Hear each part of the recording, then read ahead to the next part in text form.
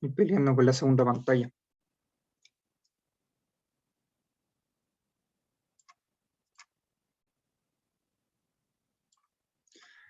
Ya, súper. Hoy día vamos a ver JIT. Esta es la última clase que vamos a tener durante el semestre, así que le agradezco mucho a los que hayan venido hoy día. Sé que es un poco chato terminar viniendo a las últimas clases. Sobre todo que espero que la gran mayoría de ustedes que estén acá es porque les gusta un poco el curso y en consecuencia hay cierta correlación con que se hayan eximido. Así que de verdad les agradezco por venir y deténganme cualquier duda o cualquier tema en particular. Hoy día vamos a ver dos temas, que es Just in Time, y vamos a ver un poco de calidad, si es que podemos. Si no, esto va a ser transferido a la auxiliar que vamos a tener el jueves, que va a contener los temas de MRP, JIT y calidad. Así que vemos cómo avanzamos. Un poco la introducción. Nosotros hoy día vamos a hablar de Toyota Production Systems, de Just in Time y de manufactura esbelta, que los tres están muy relacionados. Luego de la Segunda Guerra Mundial, la compañía Toyota, que todos nosotros conocemos, notó que la producción en masa que estaban haciendo en Estados Unidos, como Ford y la General Motors y todas estas otras grandes compañías, no hacía tanto sentido para la producción que estaban teniendo en Japón, que es un mercado muchísimo más pequeño y muchísimo con características bastante distintas. Y para eso mandaron a dos ingenieros, que son Toyota, en vez de Toyota, Toyoda, Eiji Toyoda y Taiichi Ohno, que fueron a analizar todos los sistemas que tenía Ford, todos los sistemas que tenía General Motors, y los empezaron a adaptar de cierta manera hasta lo que finalmente se transformó en el Toyota Production System, que es el sistema de producción Toyota. Y eventualmente este fue evolucionando, fue agarrando distintos elementos que le iban sirviendo, agarrando distintos elementos de deshacerse de desperdicios, de deshacerse de problemas, deshacerse de inventario, deshacerse de todas las cosas que no necesitaban, mientras iba agarrando cosas que le daban un poco más de disciplina y más fortaleza a toda su cadena productiva, que fue evolucionando hasta lo que hoy conocemos como Lean Manufacturing. Y esta práctica de trabajo se utiliza en todo el mundo. Yo la he visto en un montón de empresas acá en Chile y se guían por los mismos principios, tratan de tomar los mismos valores de forma de mejorar la producción y ser lo más eficientes posible. En particular, el Just in Time es un enfoque que se preocupa en reducir todos los inventarios para tener mayor eficiencia y menores costos. Y el Lean Manufacturing es todo el enfoque centrado que trata de agregarle valor al cliente y reducir todo tipo de desperdicio, como estaba mencionando anteriormente. Realizando un poco de comparación de las dos distintas filosofías entre la producción en masa y la producción esbelta que se encuentra ahora, la principal diferencia que yo creo que existe, esto es una opinión bien personal, es que la producción esbelta se preocupa mucho de que los empleados sean el foco de la producción. Entonces, estos son capacitados, son agrupados en equipos de trabajo que se basan en el respeto, se les asignan responsabilidades, tienen derecho a proponer mejoras, mientras que la producción en masa existe como una cultura asociada de yo soy el capataz, yo soy el patrón, y ustedes hacen las cosas sin mucha voz al respecto. Entonces hay ciertas diferencias acá. La producción esbelta se preocupa un poco más del consumidor, todos estos elementos que tratan de agregar valor. Nosotros queremos que el consumidor las encuentre importantes. Entonces, si por ejemplo, nosotros tenemos un vehículo que ahorra benzina, para esto, para el productor no es muy relevante, sin embargo, para el consumidor lo encuentra súper importante, que puede ahorrar mayores costos a largo plazo. En temas de operación, existe el lote y cola en la producción en masa, y en la producción esbelta se basa en el principio de pool. Es decir, nosotros no vamos a producir nada hasta que el cliente nos pida que produzcamos. Nosotros no vamos a producir nada, la primera fase, hasta que la fase anterior nos diga que nosotros tenemos que hacer algo. Y la diferencia en cuanto a objetivos generales, en la producción en masa que vimos al principio del semestre, es reducir costos y aprovechando las economías de escala, mientras que la producción esbelta es eliminar todo lo innecesario, todos los desperdicios y agregar la máxima cantidad de valor al producto final. En cuanto a calidad, se realiza un poco más de enfoque en cuanto a la prevención, evitar que ocurran estos problemas, y como yo les mencionaba, como el personal está tan involucrado con que las cosas funcionen bien, que el mismo personal se puede dar cuenta qué cosas están fallando y cómo y cuándo detener la producción cuando así lo merite. La estrategia de negocio, como le había mencionado, economía de escala y automatización, mientras que la esbelta toma todos estos conceptos de flexibilidad, adaptación, de poder ser un poco más ágil y un poco más despierto a las necesidades que tenga el negocio.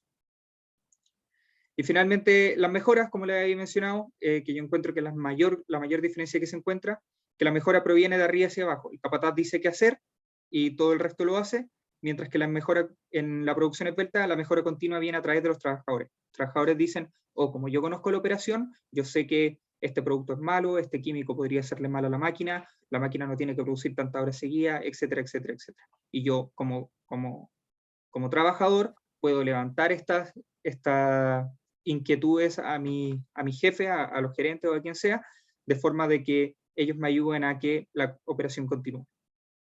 Siempre mencionaban que, al menos en los proyectos que yo trabajé en Brasil relacionados a estos temas, era que se empoderaban los trabajadores y la idea es que los gerentes trabajan para los trabajadores, al contrario que los trabajadores trabajan para los gerentes. Entonces, les tratan de facilitar los proyectos, les tratan de facilitar los problemas, y los gerentes lo único que se encargan, los gerentes y jefes a mediano nivel, se encargan únicamente de facilitar y resolver problemas generales. ¿Se entiende? ¿Preguntas hasta el momento? Si no, paso a la siguiente. Esta se las voy a dejar acá porque sí, es una buena imagen, siento que engloba todo lo que habla en Lean Manufacturing, que en particular excelencia en las operaciones, que es tratar de alcanzar la mayor calidad, los menores costos, menores plazos de entrega, etcétera, etcétera. Y tiene un montón de herramientas que vienen el Just in Time, Jidoka, no las voy a mencionar cada una de todas ellas, pero me gusta harto esta imagen y si alguna vez sienten que les gustaría conocer un poco al respecto, se pueden apoyar como un marco general, como un framework de qué cosas considera Lean Manufacturing a grosso modo. Ciertas de las bases de la manufactura esbelta son estas 5. Que el valor, que aquello que genera valor como les había mencionado, desde la perspectiva del cliente. El auto con alto rendimiento de ahorro de combustible no tiene valor para el productor, pero sí tiene valor para el consumidor final. En la cadena de valores considera todos los pasos y actividades que se generen para un producto y servicio. ¿Qué valor agregan? ¿Qué valor le agrega cada uno de los pasos al cliente? Hagamos el ejemplo de una espera en un aeropuerto. La espera en el aeropuerto no le sirve a nada al cliente, entonces deberíamos hacer todo lo que se encuentre posible dentro de nuestro poder, si es que nosotros fuéramos al aeropuerto, por eliminarla. También la demanda, eliminar todas las fuentes de desperdicio, flujo, como le había mencionado, que pasamos de un enfoque de push, de yo producir, a un enfoque de pull, que yo produzco cuando ellos me piden. Y finalmente el concepto de Kaizen, que representa mejora continua y eliminación total de los desperdicios. ¿Y cuáles son estos desperdicios? Yo acá puse los típicos que mencionan, que también me gusta harto, que es Muda, Mura y Muri. No es necesario que se lo aprendan de memoria, pero Muda representa una actividad que gasta recursos sin crear valor para el cliente. Mura son desigualdades en la producción, es decir, una máquina que produce mucho, mientras que la de al lado produce muy poco. Todo esto asociado a cuellos de botella. Y Muri, que es algún tipo de sobrecarga en la producción o sobrecarga en algún tipo de persona. Es decir, exigirle a alguna persona que no tenga conocimientos de Excel, que trabaje en Excel, que no tenga conocimiento de PowerPoint, que trabaje en PowerPoint, etcétera, etcétera. Así como las máquinas también.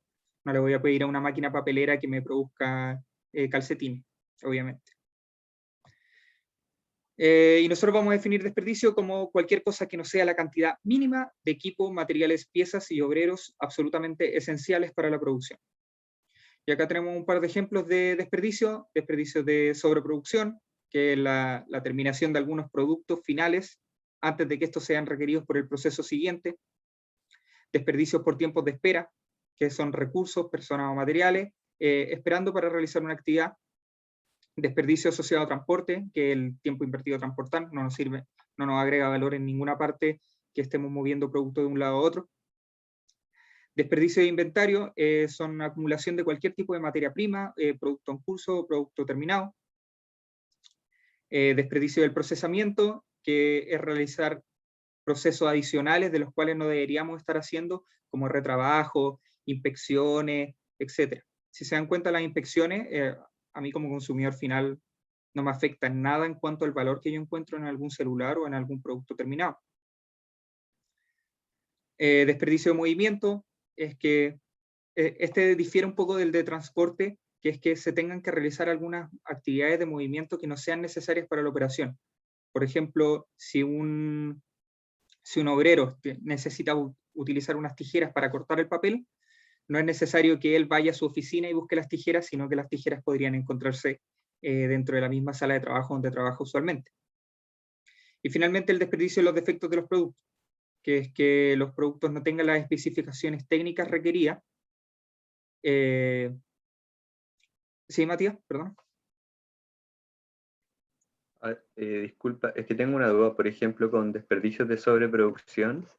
¿Qué pasa si, no sé, está en enero y en febrero te van a pedir 30 de demanda y en marzo te van a pedir 180 y tú para febrero produces más de lo que vas a necesitar en febrero, pero con el fin de poder amortiguar lo que viene en marzo? ¿Eso también se consideraría sobreproducción? Sí, No sé también si te se entendí. considera como, sí, también se consideraría como sobreproducción. Si nosotros fuéramos completamente esbeltos o lean en general, nosotros estaríamos produciendo, déjame ver si me acuerdo viendo los números, 30 en febrero y 180 en marzo. Nosotros lo haríamos el mismo mes que nos los piden o el menor tiempo que nosotros estaríamos almacenando esos productos antes de que efectivamente tengamos que entregarlos. Entiendo. ¿Sí? Gracias. Yo me imagino, o sea, ninguna empresa, una empresa tiene que ser muy ordenada y muy disciplinada para cumplir con ese estándar que está imaginando Matías, pero yo creo que se apunta hacia allá.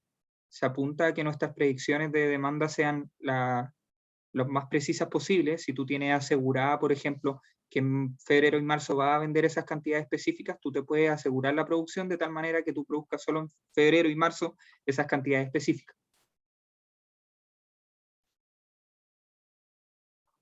Pero sí, sí, en efecto. La idea es apuntar hacia cada vez más esbelto y cada vez eliminando mayor cantidad de desperdicio, que incluye esta sobreproducción o este almacenamiento.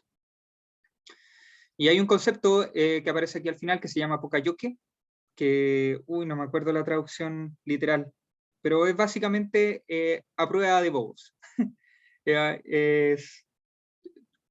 Por ejemplo, no sé si conocen esos que son para los niños, que son como unos juguetes donde los niños bien pequeños, de 2 años, 1 año, tienen que poner el círculo dentro de la figura que tiene un círculo, el triángulo donde la figura que tiene un triángulo. Y el triángulo no se puede poner donde el círculo y el círculo no se puede poner donde el triángulo, obviamente. La idea del Pokayoke es que es imposible equivocarse. Es imposible que el operador generar las actividades de tal manera que el operador no pueda equivocarse. Es decir, si el operador quiere saltarse el proceso de ponerle químico, la máquina no continúa funcionando hasta que le echan los químicos. Eso sería un proceso Pokayoke. Es a prueba de todo. Y eso sirve muchísimo para evitar los desperdicios de efecto en producto. ¿Profe? ¿Sí?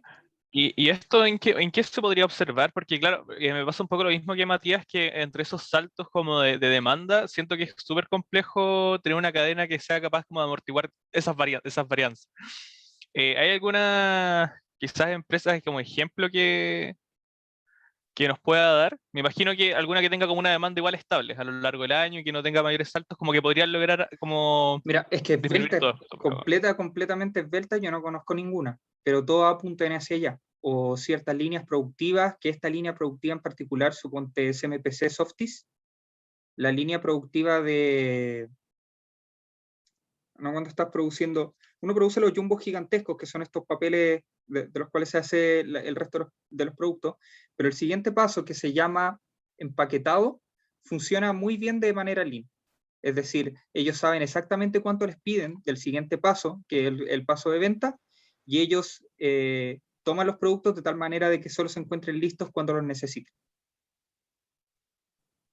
Entonces la idea es que si es que alguno de ustedes termina trabajando en temas asociados a Lean, Six Sigma o similar, es que ustedes en proyectos específicos traten de identificar todos los desperdicios posibles y cómo solucionar los problemas de una manera u otra.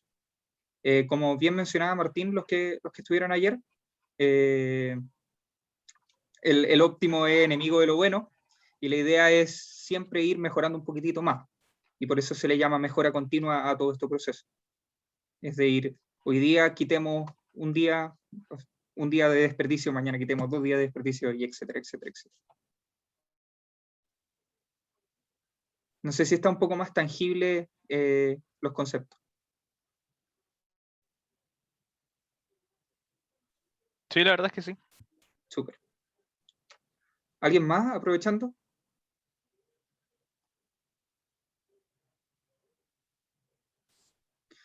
Si nos pasamos a los esquemas de cadena de valor, que se llama Value Stream Mapping, y son diagramas o una manera bastante gráfica y sencilla de poder mejorar la tecnología, la calidad, que la producción se haga justo a tiempo, la carga uniforme de la planta, que se respete ciertos sistemas de control de producción Kanban, que lo vamos a ver un poquito más después, y que los tiempos de preparación sean minimizados. Es simplemente tener gráficamente cómo funciona actualmente la producción, y yo puedo detectar dónde hay distintos tipos de problemas.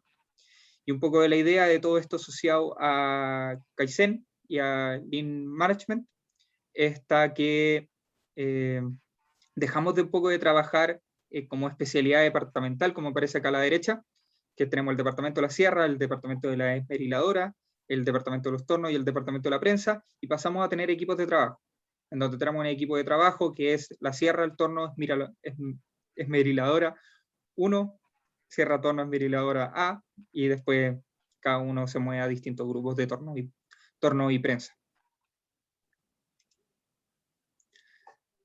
En ciertos temas asociados a calidad, como les había mencionado, los obreros son los propios inspectores y son los principales responsables de la calidad de la producción. En Softis, que les estaba mencionando anteriormente, si un operador se da cuenta que la máquina está saliendo con hoyito o está saliendo manchada, él mismo tiene el control de poder parar la máquina. No es necesario levantárselo al gerente y al jefe de producción, y el jefe de producción se lo haga al gerente. Es posible saltarse esos pasos. No hay ninguna consecuencia porque el mismo operador lo haga, porque detenga la producción. No existe esta burocracia que en la antigüedad existía. Y de esta forma ellos mismos son los encargados de estandarizar los procesos y documentar los estándares. Tienen diagramas de trabajo que les permite saber los tiempos de ciclo, la secuencia de las tareas, las cintas de colores para marcar cada etapa de proceso. Existe un concepto de la cuerda Andón, que es por qué detectar problemas, dónde y cuándo ocurren, y cuáles son los costos y beneficios de tener la producción.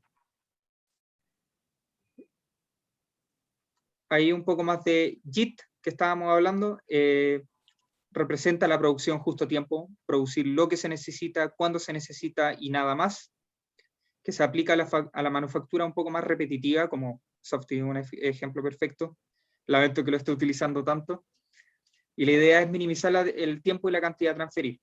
La idea es que los lotes sean lo más pequeño posible, es para que si nos piden uno del siguiente paso de producción, yo produzco uno, si me piden 10, yo produzco 10, si me piden 100, yo produzco 100, y los proveedores hacen envíos varias veces al día para manejar estos lotes pequeños y para mantener muy bajo el inventario. Y la meta es mantener... ¿Aló? Perdón.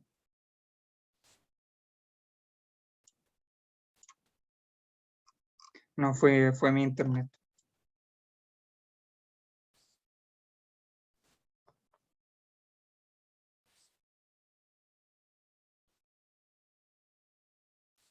Ahí sí, pero ahora estoy conectado a la internet, así no debería haber problema. Bueno, ¿Dónde quedaron? ahí, como al principio de esa diapo, como que no se escucha mucho. La idea del JIT, Just in Time, es producción justo a tiempo, que es producir lo que se necesita, cuando se necesita y nada más. Que se aplica generalmente a la manufactura que es repetitiva. Softy es un ejemplo perfecto, lamento que lo utilice tanto, pero lo conozco bastante bien. La idea sería minimizar un poco el tiempo y la cantidad a transferir, en donde los tamaños de lote sean el menor tamaño posible. Es decir, si a mí me piden uno, yo idealmente produzca uno. Si me piden 3, yo produzco 3. Y de esta forma tener un poco más de flexibilidad en cuanto a cuánto producir. Los proveedores hacen envíos varias veces al día para manejar estos lotes pequeños y mantener bajo el inventario. Y la meta final es mantener estos inventarios en cero, mantener estas filas de espera en cero y minimizar los tiempos de espera y acortar los tiempos de entrega. No me acuerdo si estuve también con problemas de internet cuando lo mencioné, pero Martín también mencionaba óptimo distinto de lo bueno, entonces hay que mejorar estos temas. Y también mencionaba Toyoda, que le había mencionado que fue parte de los inventores de esta manufactura Lean, tiene una frase que es célebre, que es asociada a: mientras más inventario tenga la empresa, es menos probable que encuentren lo que les piden. Es decir, que mientras menor cosas hayan, menor sea el inventario, más fácil yo me puedo dar cuenta de los problemas que hay. Más fácil yo puedo encontrar las cosas que necesito. Entonces, yo me puedo dar cuenta de la acumulación de inspecciones, de la redundancia en el diseño de ingeniería, de cuáles máquinas están inactivas, de cuál es la acumulación de papeleo, etcétera, etcétera. Es mucho más fácil darme cuenta cuando mis inventarios son más pequeños. Y deberíamos tratar un poco de apuntar a eso por estos motivos, además de los motivos económicos que implican tener un inventario muy grande. También les mencionaba un poco de la carga uniforme anteriormente, que se llama Genjuka, nivelación o balance, y es uniformar un poco el flujo de producción para evitar las reacciones de respuesta a variaciones de la programación que sean muy grandes. Y Toyota creó la misma mezcla de productos todos los días en cantidades pequeñas. Son distintas herramientas que se van utilizando, y ahí cuando Gonzalo y Matías creo que preguntaban sobre el caso de producción en febrero y marzo, acá se podría hacer algún tipo de nivelación. En caso de que nuestra máquina no pueda producir los 180 en marzo, como habían mencionado, quizá podríamos hacer 180 más 30, 210, 105 en febrero y 105 en marzo. Hacer la mitad y la mitad para que la planta quede un poco más nivelada y no tengamos que hacerle cierta exigencia adicional. Y otro de los temas que vamos a ver es el control Kanban, que Kanban es una forma simple de comunicación que hace que uno encuentre todo en el sitio adecuado cuando uno lo necesita.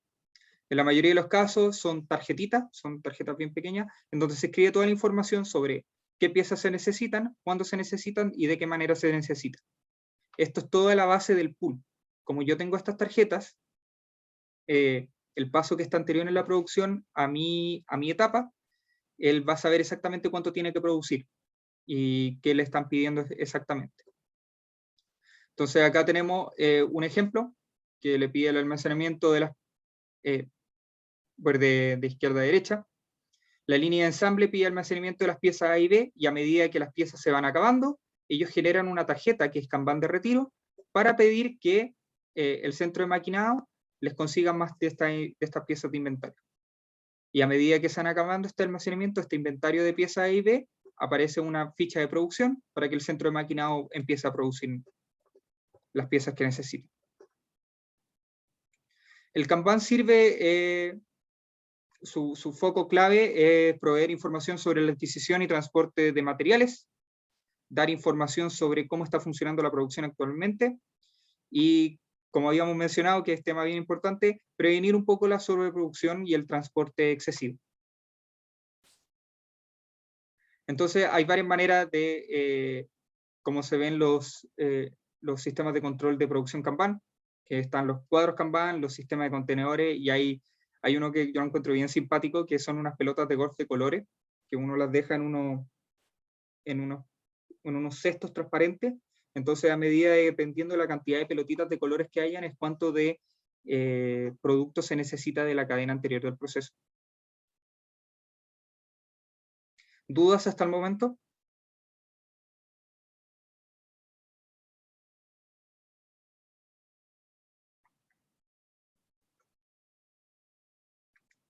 Hasta ahí vemos JIT, y ahora que está muy relacionado, también vamos a hablar un poco de calidad.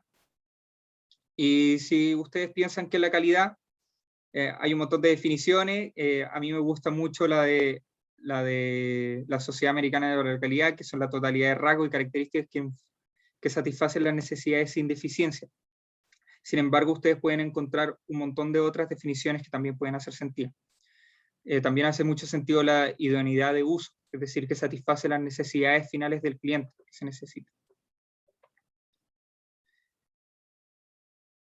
Y respecto a la administración de calidad total, que es Total Quality Management, la idea es la administración y toda la organización de modo que sobresalga en todas las dimensiones los productos y servicios importantes para el cliente, que es un diseño cuidadoso del producto o servicio y garantizar que los sistemas de la organización operen consistente al diseño que se estará pidiendo.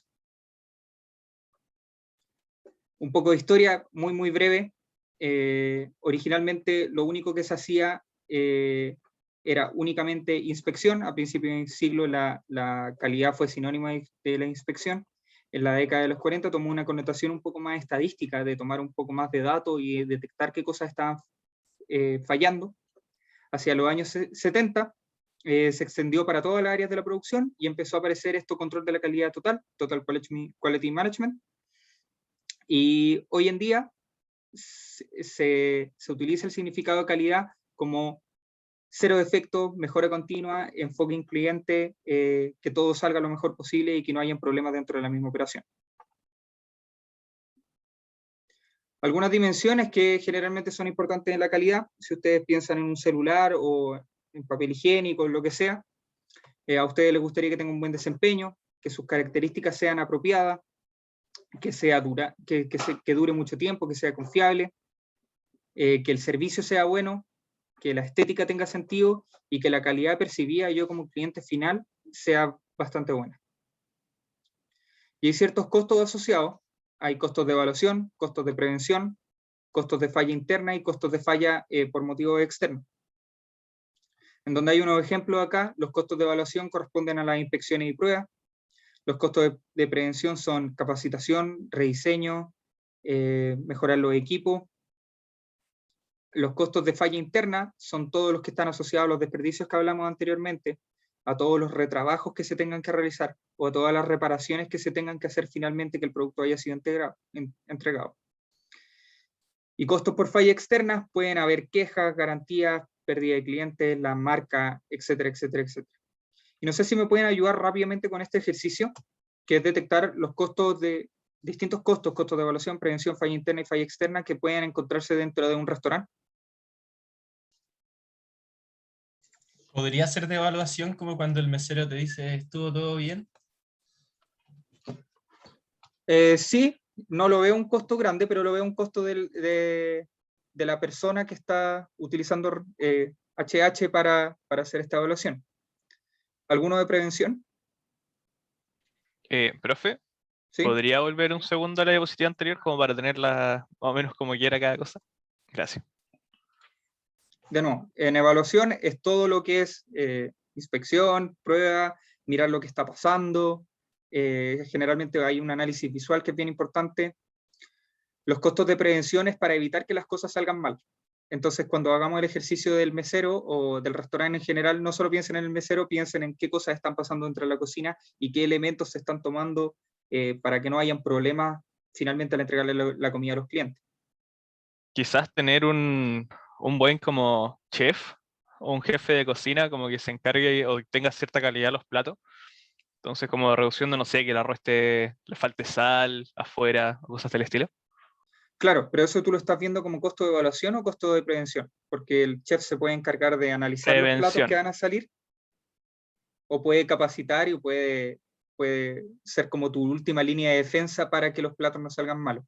Porque si lo dices con lo segundo, me hace harto sentido que sea prevención. Se lo veía como prevención, sí. ¿Cuáles piensan que sería un costo de falla interna en un restaurante? ¿Los productos se echan a perder o que directamente no les guste a los clientes y lo desechen? Que Puede ser. directamente el plato haya salido malo, se equivocaron y salió con detergente en vez de sal. Entonces el producto sale pésimo y hay todo un costo asociado a repreparar ese plato. Costo del tiempo de los trabajadores y costos de los materiales que se están utilizando. ¿Y costos de falla ¿Profe? externa? ¿Sí? ¿Y se podrían considerar, por ejemplo, también que la porción sea muy grande? en un plato, por ejemplo, no sé, arroz con pollo y es demasiado arroz y la gente suele botar mucho o se pierde mucho arroz. Sí, ¿Eso igual yo se considera pensaría como que un costo de falla interna? sí. Es difícil cuantificarlo, pero yo concuerdo contigo. Debería ser un desperdicio que preparaste más de lo que debería haber preparado, que no estás cuantificando bien, y yo creo que un poco imposible, es bastante difícil identificar cada cliente en particular cuánta comida va a comer en ese día, de que depende de cuánto come esa persona, si comía en la mañana, otros temas, pero sí, concuerdo contigo. Yo creo que es un desperdicio y es importante saber cuánto es la cantidad exacta de comida a producir. Y costos por falla externa, no sé si tienen algún ejemplo también para el restaurante. Puede ser que a lo mejor el lugar era como insalubre, cosas así, como que es poco presentable. Claro, puede ser que es que yo siento que eso podría estar asociado a costos de prevención, si es que costos de evaluación y prevención. Si nosotros nos aseguramos que todo el lugar sea salubre, nosotros nos pudimos haber ahorrado esa falla externa. Yo imaginaría también que podría ser problemas de agua, problemas de que el cliente vino de mal humor, y no es particularmente problema de nuestro trabajo, pero también lo tenemos que cuantificar dentro de los costos que estamos analizando. Vamos a ver un poco de fórmulas, las vamos a ver muy brevemente. Existe el rendimiento, que es la tasa de flujo procesada exitosamente partido por la tasa de flujo. ¿Cuánto del total que nosotros estamos enviando al final llega al cliente final y es aceptado por el cliente final? Si nosotros estuviéramos viendo, en nuestro caso de la cocina, del restaurante, es cuántos productos pasaron por ser cortados, ser cocinados, ser trasladados al cliente, que el cliente se los coma y que el cliente pague. ¿Cuánto del total de todos nuestros pimentones, cebolla y otros alimentos finalmente terminan siendo comidos y el proceso termina acabando completamente? Y estas pueden ser aplicadas tanto a una actividad como a la actividad de cortar pimentones, de cuántos de los pimentones nosotros cortamos, cuántos pasan al siguiente proceso de cocción, como del proceso completo, como les acabo de mencionar. Y hay dos conceptos que van a ser el retrabajo, que corresponde a que si en una actividad yo evalúo cuán bien está cortado el pimentón, o cuán bien está ensamblado el auto, o cualquier tema, y yo veo que no se encuentra bien ensamblado, no se encuentra bien cortado, o no se encuentra bien terminado el trabajo, yo me voy a encontrar con retrabajo. Es decir, que si yo corto el pimentón y no lo corto bien, y en este chef superior que nosotros tenemos para la prevención de que los platos salgan malos, revisa mi pimentón y me dice, no lo cortaste en cuadritos, lo cortaste en juliana, el chef se va a encargar de tener que cortarlo en cubitos finalmente. También puede ser que una vez que yo hago la actividad, inmediatamente se traspasa a la misma actividad a hacerse de nuevo. En vez de que este chef profesional se encargue de cortar los pimentones, me lo manda a mí de vuelta y me dice, ahora tienes que tú cortarlo en la figura correcta, en el corte correcto. Y el otro sería eliminar unidades, en donde después, cuando yo hago un test final, hay dos maneras, donde yo hago un test final, reviso el plato final antes de pasárselo al cliente, y yo me doy cuenta, no, ¿sabes qué? Quemaste el ajo, quemaste el arroz, quemaste lo que sea, este plato lo vamos a tener que botar y lo va a tener que hacer de nuevo. O puede ser que en cada una de las actividades yo me vea forzado a eliminar el producto. Yo corté tan mal el pimentón que está impresentable para el cliente final, que me veo forzado a botar ese pimentón y obligado a sacar un pimentón nuevo. No es posible que yo lo transforme de juliana a cubitos como lo había hecho anteriormente. ¿Sí? Y en cuanto a métricas, hay una frase, no me acuerdo de quién era esta frase, pero una persona muy importante dijo, no se puede mejorar lo que no se mide, lo puede buscar el nombre. Y en particular nosotros vamos a utilizar dos métricas, que son las métricas de disponibilidad y confiabilidad, en donde disponibilidad corresponde al tiempo disponible sobre el tiempo disponible y tiempo no disponible, es decir, en 24 horas cuánto tiempo yo estuve cortando los pimentones, en 24 horas cuánto yo estuvo la máquina funcionando. Perdón, en el ejemplo de los pimentones es de mi intervalo horario que yo estoy trabajando. Obviamente yo no voy a trabajar 24 horas, pero si yo trabajo 8 horas cortando pimentones, ¿cuánto de esas 8 horas yo estuve efectivamente yo lo tuve disponible para cortar pimentón. Y la confiabilidad corresponde al tiempo esperado que se puede usar un producto antes de que falle. Entonces es como es una métrica bien importante que se utiliza, por ejemplo, en minería, que es cuánto yo voy a utilizar la máquina, cuánto yo voy a usar la tronadura, el chancador o cualquier distinto tipo de maquinaria pesada hasta que ella falle. Entonces, esto va a depender de cuán comunes son las fallas y cuán comunes son las pérdidas externas. La idea es maximizar este tiempo de confiabilidad, porque eso implicaría que las fallas son mínimas. Y hay ciertas herramientas adicionales que se pueden utilizar. Lamento la baja calidad de las imágenes, pero acá hay 3, que vendrían siendo los run charts, que permite saber cuántas unidades nosotros entregamos en un periodo de tiempo. Las data collection forms, que son básicamente spreadsheets que permiten que los operadores rellenen para coleccionar esta data, y bueno, actualmente se utilizan más planillas de datos, en donde lo van rellenando con la misma idea de cuántos de ellos van pasando, cuántos cumplen con las características de interés, etc. Y algo que yo encuentro muy, muy importante, que son los gráficos de Pareto, que nos permiten detectar cuáles son las mayores cantidades de fallas o motivos de fallas de la producción total. Entonces, por ejemplo, en este ejemplo que se encuentra acá, cerca del 75% de nuestras quejas de los clientes corresponden a entregas tardías. Y un porcentaje mucho menor corresponde a orden equivocada, que la comida está fría, que el sabor, el sabor es malo, o otras. Nos podemos dar cuenta inmediatamente viendo este gráfico de Pareto que nos tenemos que enfocar en las entregas tardías. Y una herramienta que sirve muchísimo para diagnosticar un poco los problemas e identificar un poco las causas raíces, está este que es de diagrama de PES, tiene otro nombre, pero no me logro recordar ahora, se los voy a mandar por el foro una vez que lo encuentre.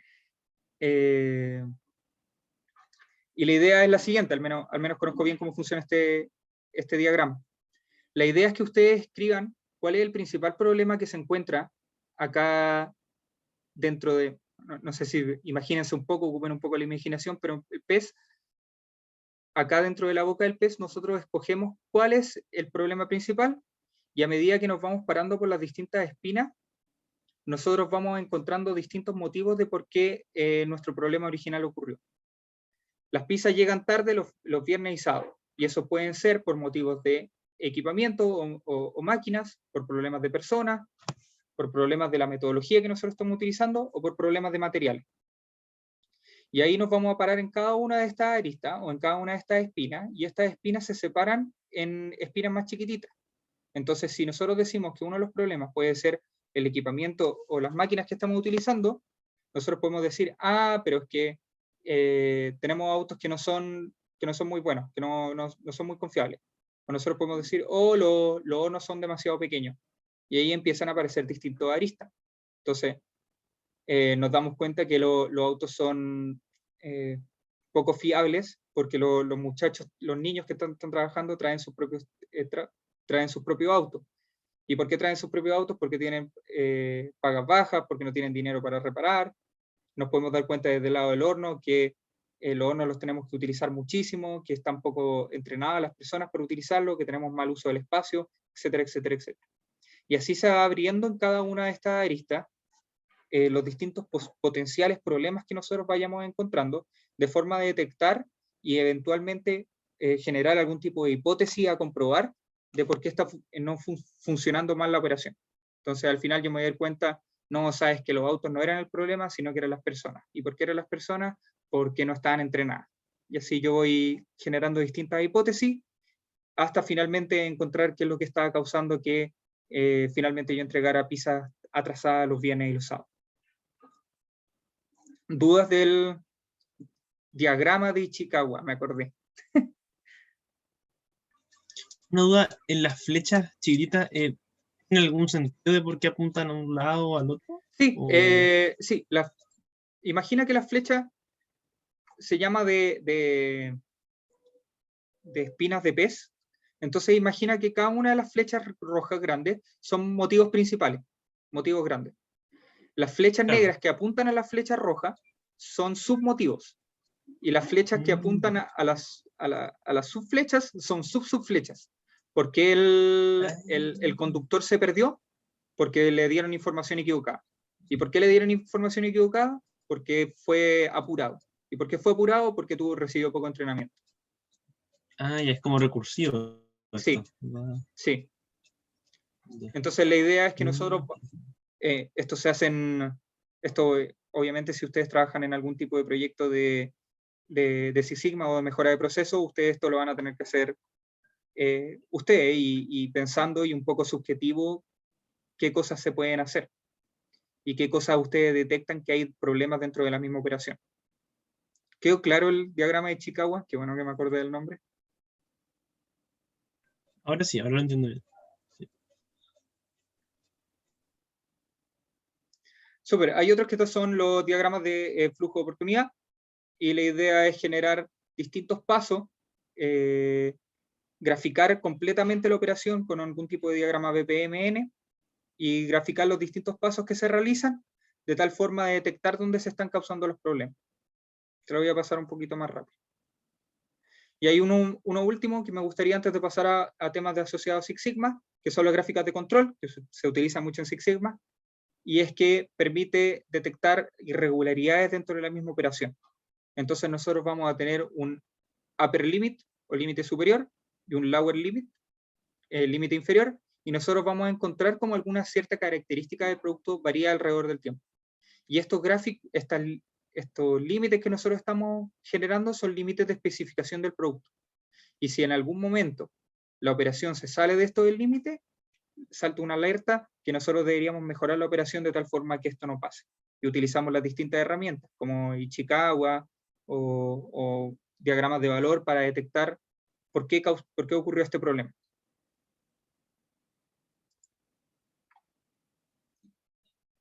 Vamos a hablar brevemente de Six Sigma, que Six Sigma es una metodología sistemática y cuantitativa basada mucho en herramientas y en pensamiento estadístico, que está orientado a la reducción de tiempo de ciclo, en la disminución de defectos y en particular en la satisfacción del cliente. Que un proceso sea Six Sigma representa que mi proceso se mantiene siempre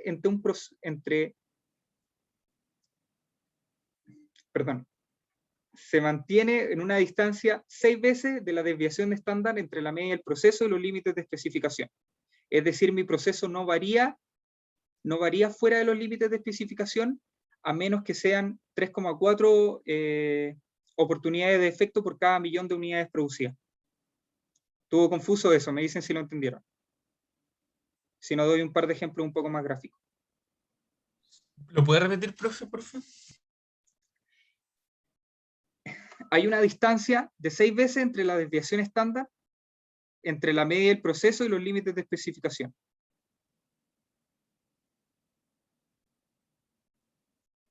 Esta distancia entre la media del proceso y los límites de especificación corresponden a 6 desviaciones estándar. ¿Y eso que dijo después de 3,4 por millón? La idea de verlo un poco más tangible, que corresponde a 3,4 defectos por millón de unidades producidas. Es exactamente lo mismo. Entonces, si te doy un ejemplo, acá encuentro que hace más sentido. Tenemos una alfombra de 10 metros cuadrados. La figura se ve representada por superficie sucia en cada nivel de sigma. Tenemos 3 sigma primero. Si nosotros tuviéramos 3 sigma, dejamos sucio 0,67 metros cuadrados. Si fuera 4 sigma, dejamos sucio 0,62 metros cuadrados. Si fuera 5 sigma, 0,002. Y si fuera 6 sigma, es decir, muy bueno el proceso, sería 0,00003 metros cuadrados. Y ahí hay otro ejemplo. Que si nosotros tuviéramos un texto, a distintos niveles de sigma, nos podemos dar cuenta cuántos errores tiene. Entonces, 3 sigma corresponde a 1,5 errores por página que tú estés leyendo, y mientras que 6 sigma corresponde a un error en toda una biblioteca pequeña. Como para ver un poco la diferencia entre los distintos sigma que se pueden analizar. ¿Sí? Sí, profe, gracias. Siendo Yellow Belt, pasa a ser cinturón verde, pasa a ser cinturón negro, pasa a ser Master Black Belt y pasa a ser Champion, en donde a medida que uno va progresando a través de Six Sigma y haciendo los cursos correspondientes que tienen un monto específico, uno se va volviendo cada vez mejor y cada vez puede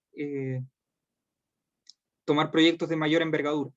Entonces uno se certifica como algún tipo de cinturón Six Sigma y realiza proyectos que son Six Sigma de mayor escala.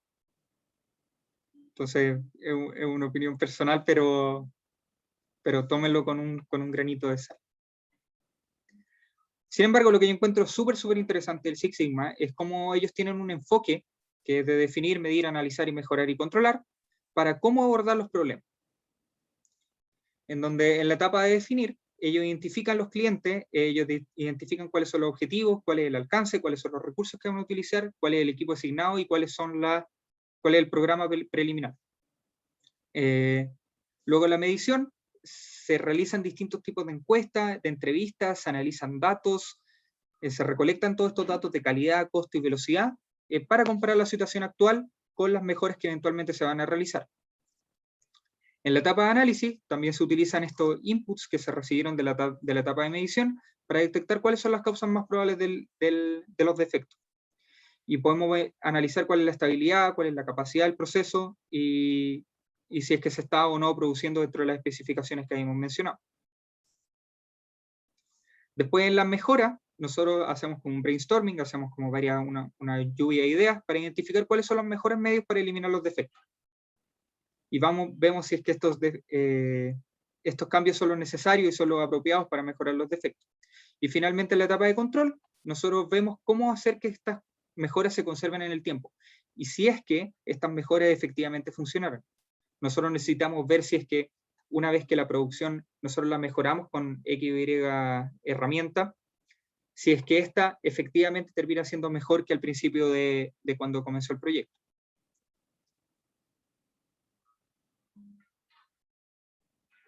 ¿Dudas hasta acá, perdón? Que voy a cambiar un poco el tema.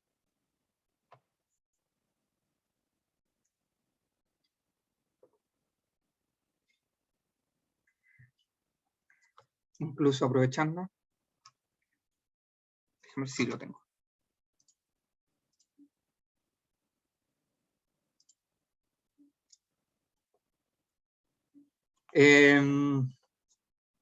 Esto no se lo voy a pasar originalmente, pero lo encuentro súper interesante y puede aterrizar un poco mejor lo que estábamos conversando. Este es un proyecto que yo participé en Softis, en Iguay aparece allá abajo a la derechita, en donde nosotros utilizamos efectivamente el ciclo de IMAI, que es definir, medir, analizar, mejorar y controlar.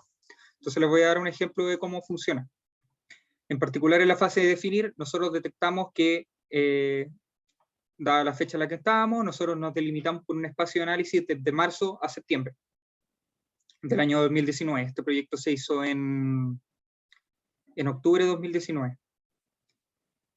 Hicimos un mapeo de todos los papeles que se encontraban. Estos papeles tienen algún tipo de código específico, 712, 715, etcétera, etcétera.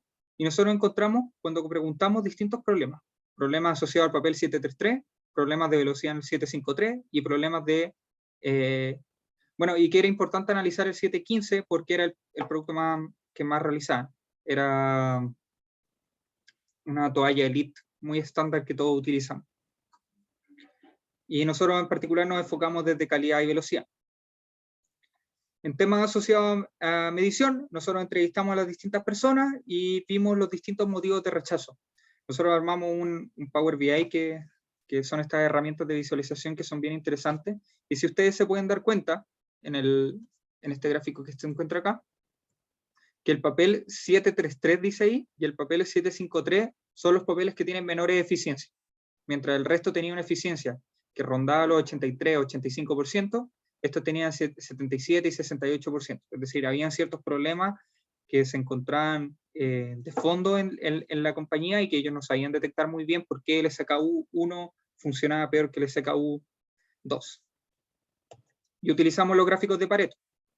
Detectamos que del rechazo total, es decir, de los papeles que ellos terminaban botando a la basura, la gran mayoría correspondía al 715, que su producción corresponde casi completamente del 715, y el segundo que lo seguía era el 733. Entonces lo que nosotros definimos es que el 733 era un papel en que hacía bastante sentido utilizar y analizar a profundidad para detectar cuáles son las mejoras que yo necesitaba. Como lo andaba mencionando, ellos tienen distintos problemas asociados que se pueden analizar en el Pareto, en donde los tres principales problemas son la resistencia, es decir, que el papel uno lo estiraba y se rompía; cortaduras, que el papel venía roto, que estaba bien relacionado con el primer tema; y aparecían un tema asociado a hoyitos, que los hoyitos son literalmente unos hoyos pequeños que aparecen dentro del papel, que si uno los mira desde cerca, los puede analizar, uno los puede mirar.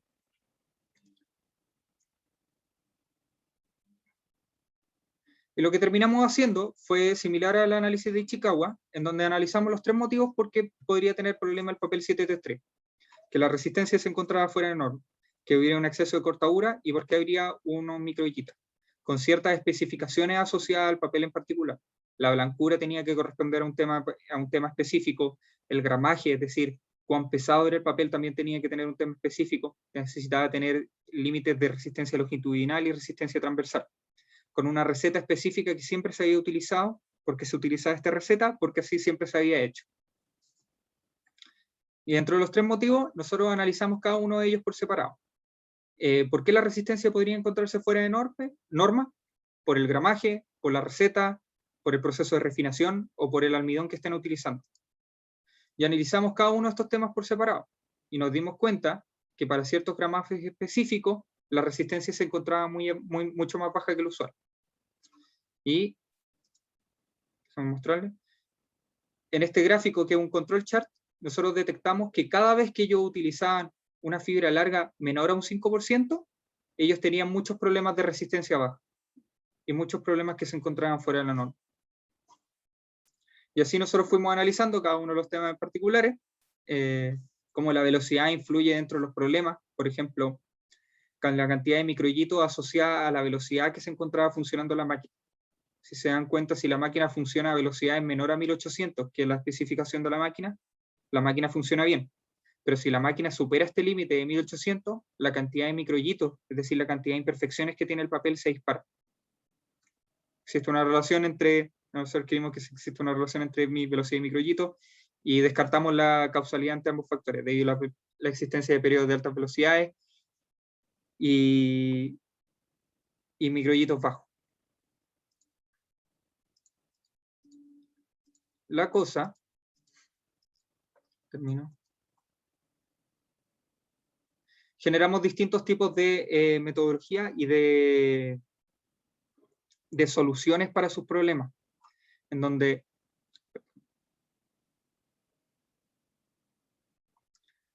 les generamos distintas recomendaciones de los rangos de fibra, para que no hayan cortadura y para que no haya microhitos.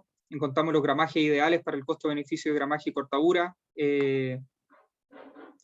Encontramos recomendaciones generales para todo el proyecto y nos empezamos a dar cuenta que estas cosas efectivamente sí ocurrían. Entonces nos dimos cuenta que la cantidad de fibra larga es el factor más importante relacionado con los rechazos por microhito y por cortadura. Es decir, cuando ellos utilizan menos de un 10% de fibra larga, ellos tienen un 27% de error. Y cuando ellos ocupan más de 25%, más de 20, 25%, ellos tienen este problema de microhitos que les estaba mencionando.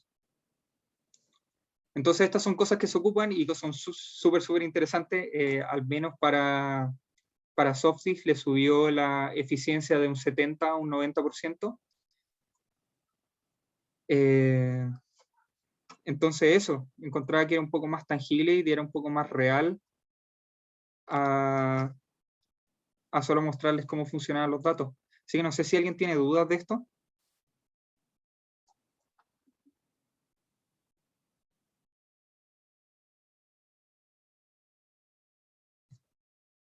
Si no, vuelvo.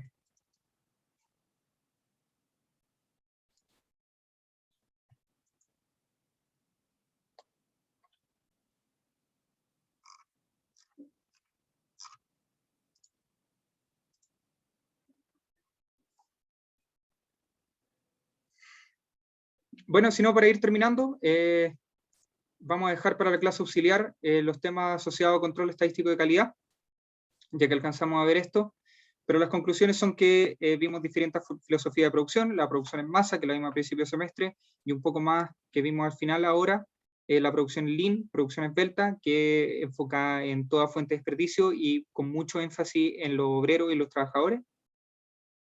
Vimos la calidad del diseño con la conformidad de la calidad, las distintas dimensiones de la calidad, los costos que estaban asociados a la calidad, los 4 que mencionamos en el ejemplo de la cocina. Vimos problemas asociados al rendimiento, de reprocesar y eliminar. Y finalmente vimos control estadístico de la calidad, que es un muestreo de aceptación. Bueno, eso no lo vimos, pero perdón, lo vamos a ver el jueves con la auxiliar. Así que eso, súper. ¿Dudas? ¿Preguntas?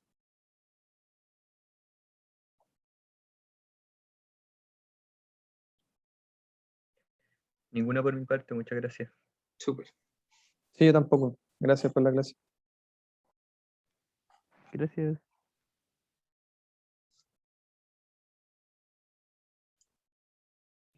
Profe, quizá un poco más fuera de la clase. ¿Sí? Esto eventualmente se evaluaría en el examen, ¿verdad? Sí. Ya. ¿Y se tiene más o menos estimado que va a entrar en ese potencial examen? Todo lo que no ha entrado en el control 2. Ah, ya. Ya, pero no es como que vaya a tomar materia de todo el año, básicamente. Todo el semestre, en verdad. Sí o sí, espérense un PPL. Ya. Bacán. Gracias. Súper, que estén bien. Chao, profe, gracias. Chao, profe. Profe, Una pregunta también Sí. como nada que ver con la clase. ¿Sabe si van a estar pronto las notas del control? Se supone que iban a estar ayer, pero insistiré. Así que si no están ayer, no están listas ya, deberían estar listas hoy día. Buenísimo. Ya, pero qué bueno saber que van a estar listas pronto. Gracias, profe. Así que estén bien. Chao, profe, gracias. Chao, que estén bien. Profe, una cosa más, también nada que ver, pero al final, ¿qué va a pasar con los premios de la simulación? ¿Fueron asignados? ¿De verdad? ¿Sí? ¿Qué nota tienen Oh. la tarea 2? Ah, fue al final Ah, la ya. tarea. Oh, el premio pensé que era en el peor caso. Perdona, déjame mirar.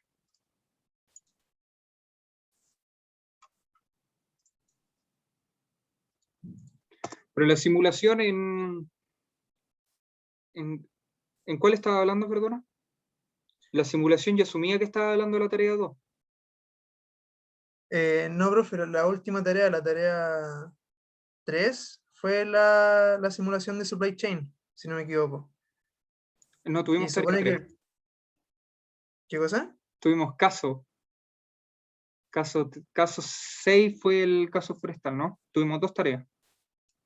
No, profe, la primera fue como la de Burobi, la segunda fue la de demanda y no me acuerdo qué más. ¿Sí? Y la tercera fue una simulación de supply chain que después teníamos que mandar como un informe escrito con todo lo que las decisiones que tomamos. ¿O no lo tengo abierto? Sí. ¿Tu Bueno, el tema pregunta es que era, se perdona? supone que para los primeros lugares, los primeros 5 lugares de la simulación, creo que eran como 60 lugares, iban a dar un premio, se supone, como décimas para el peor caso. ¿No se acuerda de eso? Sí, ahora que lo mencionas, sí. Esto lo estaba viendo Cristóbal, así que déjame preguntarle y te confirmo. ¿Te parece? Ya, buenísima. Sí, Ya, sí. O pues. sea, si lo dicen por el foro para todos, bacán. Ahí yo reviso. Ya, pues, súper. Ya, profe, muchas gracias. Que esté bien. Chao. Igualmente, chao, chao.